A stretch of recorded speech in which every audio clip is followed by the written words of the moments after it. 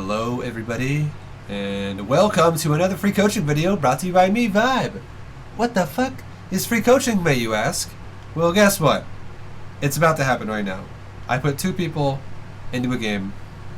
This time they're both Zergs, so I'll be watching from both their perspectives, but normally I just watch from the Zergs perspective, so if you got a Protoss or a Terran, I'm not going to watch from their perspective. But now it's double Zerg, so I'll be looking at both of their builds. I watch them play, and I tell you guys basically what they're doing good, what they're doing bad, all this kind of stuff. It's basically like giving free tips to anyone who wants to hear it. Are you sitting there? Are you listening to me? Well, obviously you want to hear it then. You're interested. So we got Sudoku and we got Anotaros. This is a diamond level game on the map Ruins of Saros. This is a 4-player map, and on this map they actually spawned in the only locations possible. I guess the left side too. Vertical spawns basically on this map. You can scout really quickly into your opponent's main to see if they're all-inning you or not. 4-player maps are kind of odd for Zerg vs Zerg because you have to really, sometimes if you don't scout correctly, like this, if like they spawned cross-spawn or something, you would have no idea if you're getting all-in or not via Overlord scouting. So it can be a little hard to deal with sometimes for some players. The best thing I can recommend for players if they don't want to really drone scout, I don't drone scout myself, but if you don't really feel confident in like defending a hatch first against an all-in, would be something like, if it's a 4-player map, open up 17 hatch or 17 gas, 17 pool, and then do like a speedling expand. So it's still economical, but if they all-in you, you'll have a strong build order advantage. Whereas if they go hatchery first and you go 17-17 pool gas, or gas pool, either way, you'll have a slight disadvantage, but you can still go into the mid game. But yeah, that's they didn't spawn cross spawn. They have scouted each other. They both know what each other is doing, and they're both just macroing. Totally fine. This is how I would be playing myself because I like to fucking go hatchery first a lot, even on 4-player maps. Yeah, their builds are pretty identical. The only difference is Sudoku took his gas. Anotaros went pool, gas pool, gas first, then pool, after the hatchery, and then Sudoku over here went pool gas after the hatchery. So what this means is, if I'm Anotaros and I saw this with my Overlord, which they both saw each other's builds completely with the Overlord, I want to be aggressive if I'm Anotaros because he has a huge gas advantage. He has about like a 15-second lead in terms of gas. Also, by the way, thank you for the resub, Celadon. He's got like a 15-second lead in terms of his gas timing with his speed, all this other stuff. And then on the other end, if I'm Sudoku, I'm going to want to be defensive because I know my opponent took a gas before me, and I don't really want to run into the middle of the map and have my lings kind of, you know, being surrounded by speedlings or something. My slowlings being caught by speedlings. That's the last thing you want when you're the guy who has a later gas. And you might as well capitalize on the advantage by making a couple more drones than your opponent because you have more minerals than they do, since they took their gas quicker than you did. So anyways, yeah, that's what I would prefer to see. We have both players droning insanely hard right now though. Both players went for a Baneling Nest. But we have Sudoku going for a Spine Crawler and Anotaros not going for any static defense. And on top of that, there's only 2 lings on the map for Anotaros, and he actually he's taking a third. I feel like Anotaros is playing exceptionally greedy. It's kind of risky. He did just run a ling over here and scout and saw there was drones and a Spine Crawler, which, you know, it's fine. He knows that his opponent's probably going to be defending up here for a little bit of the game. But the fact that he only had 2 lings, and he doesn't have a spotter. He has the Overlord, but it's fine. It's fine. I like that before he made a lot of drones, he scouted the natural and he saw the Spine Crawler and there was drones, so it's okay. It just looks greedy as fuck. And then both players taking a third. I like it. Neither one of them is trying to rush like really quick gases and go to Mutas. They're both kind of leaving a couple gases open. This does mean they still could go Spire, but if they're not going to take all their gases really fast, I do like that they're taking thirds. We'll see if they want to make a Roach Warren now, though, or if they want to go into a Spire. The fact that neither one of them has started a Roach Warren yet, I'm assuming they want to go for a Spire, for both of them. But yeah, both their layers are done. Or one, Sudoku's was. Now he's finally taking a Spire. We'll see if Inoteros does it. If you go for a layer like this and you plan on going for a Spire, you don't want to miss any seconds here. You want to make that Spire the second your layer's done. Like Sudoku missed about 10 to 15 seconds, and now Inoteros is also missing like 10 seconds after the layer is done. Now he throws down the Spire. Both players need to just, you know, pay really close attention to that layer timing and start that Spire as fast as fucking possible. Because seriously, that Spire is so important with... Just because it's up, if you start an upgrade the second it's done, if your upgrade is even like 10 seconds faster than your opponent's, that's a 10-second window where if you guys have equal mutas, but you have an upgrade and your opponent doesn't, you're going to win the fight, like pretty hard. Upgrades are insanely important in muta versus muta. Also, the gases, if they're both going for muta style, they should both really be prioritizing gases. The second the third's done, gases should be going up. I would be okay with this if this was a Roach style, with not taking the gas, but if they're going to go for muta, they really need to take gas. Also, making this many banelings is bad. You don't ever want to, like, as soon as you go into the muta phase, like a couple banelings is okay, but that's also why you should be scouting your opponent to see if they're making drones or if they're making like a bunch of roaches or whatever the hell they're making. It doesn't matter. You want to be a little bit aware of what they're doing. Making blind banelings and making a lot of them is actually really bad because every four banelings you make is one less muta you'll have. And then if it turns into muta versus muta, these banelings are going to be worthless. So you never really want to make a lot of banelings as soon as you have the layer and you have the Spire ready. If your plan is to go to mutas, you want to make as few banelings in the game as possible.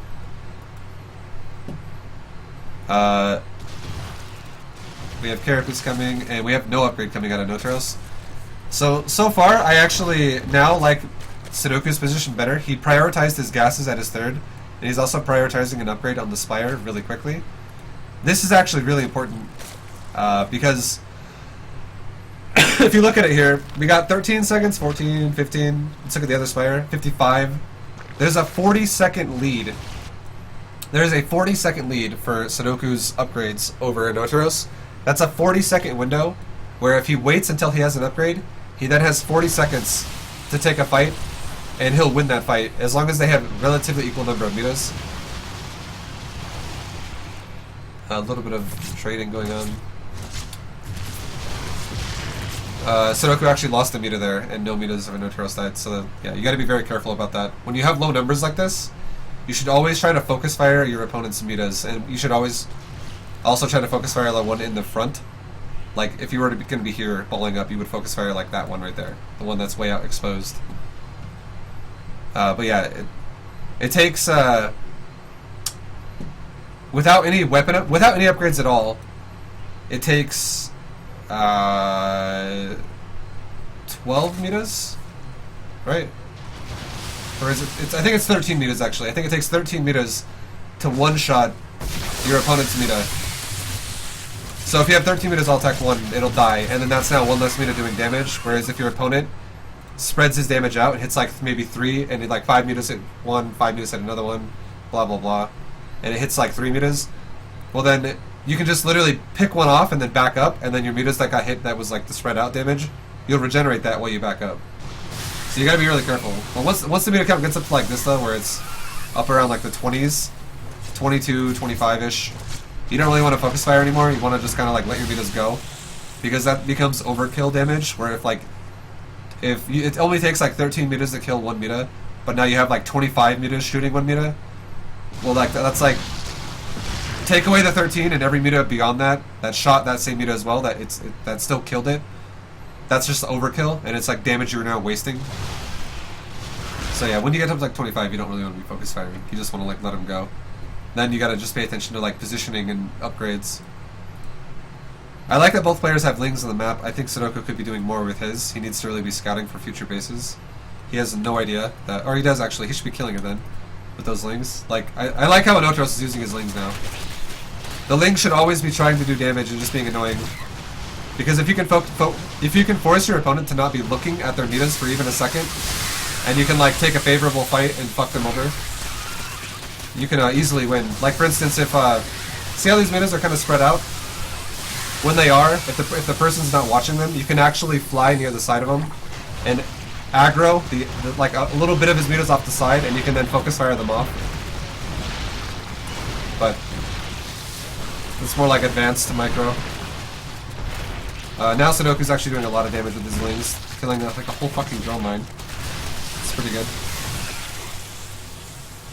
Both players are effectively mining off 3 bases, though. Well, this one's not even mining at all. And this one's barely mining, so it's more like 2 bases for Notaros. But he has a lot of money. He could replace... What Notaros needs to do right now is he needs to literally spend a lot of money in remaking his queens, getting his injects under control. His queens are over here just chilling. And remaking the drones for his economy. He needs to not overextend right now. He has infestors, or he did. I think they died. But he needs to not overextend with his metas. Because right now his economy is, like, not really... Like, this is a fucking problem. If he doesn't fix it, he's gonna lose anyways. So this is the #1 priority he needs to fix. At the moment. And then for Sudoku, his economy is getting kind of shit on as well. They're both on 2 bases again. But the bank for... Like, Sudoku doesn't have a bank.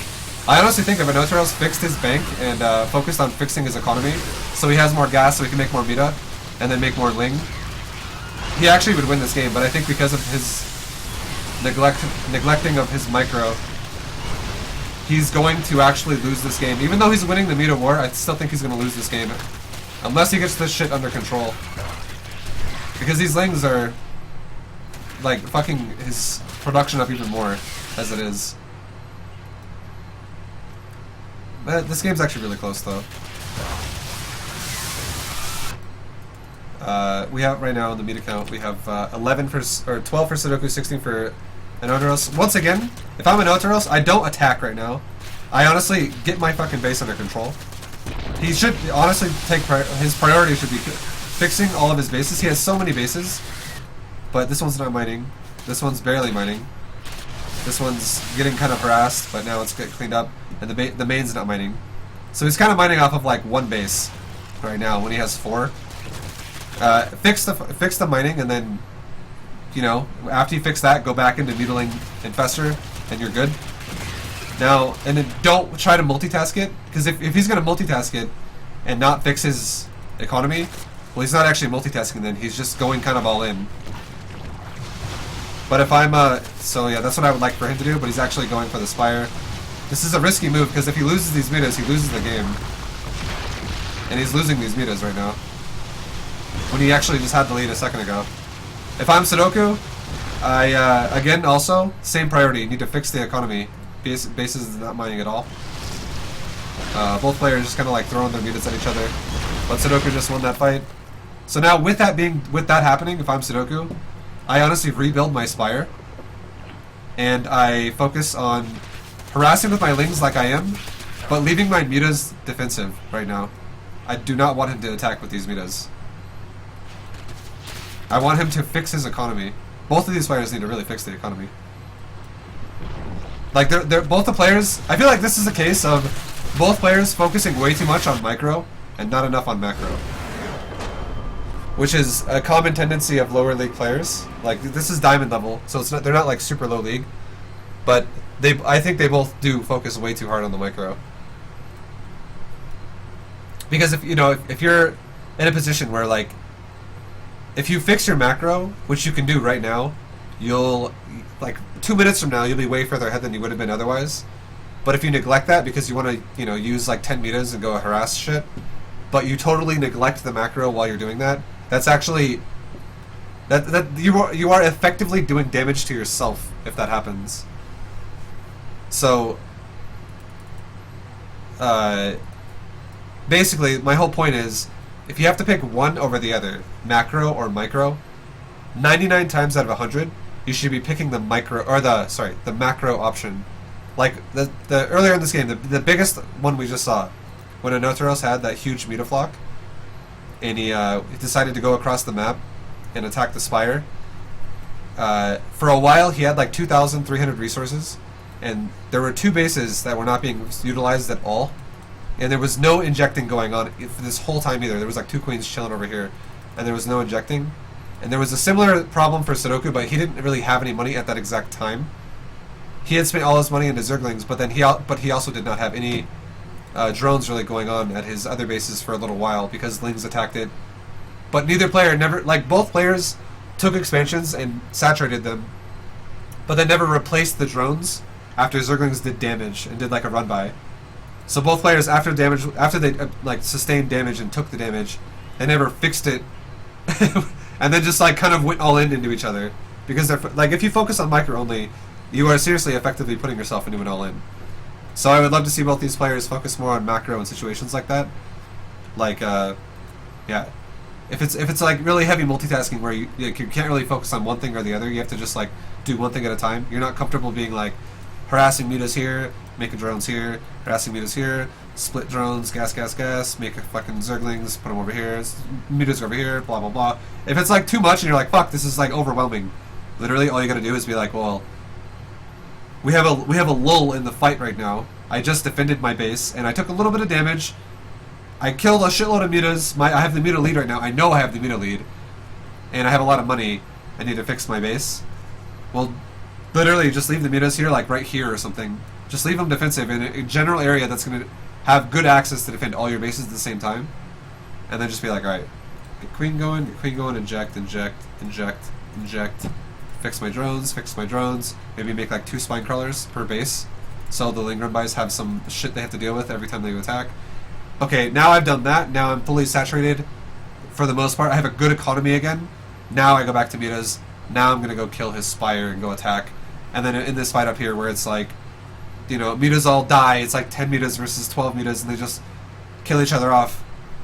Well, what would happen then is you go, oh, I killed the Spire, but now his mutas are here and they're trying to fight me. Let me just start pulling back this way, because I got like 10 more mutas spawning out of my hatcheries and more continuously coming, and I'll just overpower you now because I macroed. So yeah, macro's huge. Macro's important, man. Almost every single player has the same problem, is they don't focus on their macro. Focus on your fucking macro, man. But you guys played well otherwise. I like both your guys' styles. The other tip I'll give you guys as well, sorry, I'll say this really quickly before I end the VOD, is if you guys plan on going mutas from the beginning of the game, there are 3 principal rules, okay? I'm going to tell you what they are right now. 3 principal rules. Number 1, make as few banelings as possible. Because if you don't plan on attacking your opponent and all-inning them, or if you don't see an all-in coming and you don't need to make a lot of banelings, if you blindly make like 8 banelings just to go, fuck it, I need bans, I'll make them, you are screwing yourself over going into the muta phase, because every baneling you make detracts from how quickly you can get more and more mutas. 4 banelings is 1 muta. So if you make like 8 fucking banelings, that's now 2 mutas you have less in the muta versus muta fight, and those banelings will probably just sit there and do nothing if you're both going mutas and not all-inning each other with Ling Bane. So make as few banelings as possible is rule number 1. Rule number 2. You guys followed this rule, I liked it. Don't take all 4 gases immediately if you're going to take a third. And, you know, so fuck your own economy over because you're expending way too much minerals way too quickly, and you don't have enough income coming in. I like that you guys both took like 3 gases and took a third, and then went into gases later. But you guys, I know, Taros, you kind of broke this rule more than Soroku did. After your third was up, you then did not prioritize on gases, like, because by the time your third's up, you should already have 2 fully saturated mineral lines for sure, and then you should already be starting to saturate your third. Anoteros did not prioritize his gases at his third. That's something you always have. If you plan on going mutas, gas is insanely important, because 1 muta could be the difference in the fight. So you always want to get, as soon as your third's up, if you plan on going for a third, get all your gases as soon as it's done. If you go 2 base, you take all 4 of your gases pretty early, like up. You know, you take your first one like 17, and you take your next 3 around like 35 supply to like 40 supply. And you have all, like, if you're going 2 base meetup, by the way, that's what it is. So that's rule number 2. Like make sure your gases are on point. Take a third. You can go 3 gases into a third, and when the third's done, go all 6 gases at once. If you go for 2 base, go for 1 gas at 17, and as soon as you are like 35 to 40 supply, you take all of your gases at once, all the remainder of them. So that's rule 2. Rule number 3. You fucking pay. You both broke this rule, by the way. You pay attention to your layer. The second it's done, you start that spire, and the second that spire's done, you start an upgrade. Because what happened was, you both neglected your spire by about 10 to 15 seconds. By the time the layer was done, you both waited for a little bit to make the spire, That's time that you're missing out on, creating a window for yourself to have an advantage. And then Sudoku, when your Spire was actually built, you started your upgrade relatively quickly. That was fine. That was good. But Anoteros, you delayed your upgrade by like 30 seconds after your Spire was done. And what that did was that actually put you in a position where you gave your opponent a window where he'll have an upgrade for about like a full half minute ahead of you. So if you actually fight his mutas during that time frame, you will lose the fight if you guys have equal number of muta. Guaranteed. And sometimes you can't pick and choose when that upgrade happens. Like, let's say Sudoku noticed he noticed that you didn't have +1 and he did, and he goes, alright, my +1 just finished, you don't have yours, I'm gonna start killing your gases over here, I'm gonna start harassing you, and then he makes you have to fight his mutas. He could actually kill your mutas off, and actually, if he does that and he starts killing your mutas and also killing your gases, because he has a window against you, you can't do anything about it. You just have to fucking take it and then be like, oh, that sucks. I just got, I got fucked because my upgrade was way too late. Which is also why a lot of times not a lot of times, there's only a few players who do this. Like Suppy was someone who used to do this a lot. He would actually build an Overseer and then contaminate the fucking Spire while it was in the process of upgrading, which would create that window for him as well. Shit like that is important. So those are the 3 rules, man. As few banelings as possible, make sure your gases are running correctly, and start your upgrade. So don't miss any fucking time on getting your Spire and then your upgrade going to your mutas, if you're going to go for a muta style. And that's basically it. So I hope you guys learned something. I hope you guys liked it. That's going to be it for me for this one. My stream is shitting itself at the moment. I hope it doesn't fuck my VOD up. And I hope you guys can still hear me. But otherwise, I'll see you in the next video. Goodbye, everyone. Goodbye.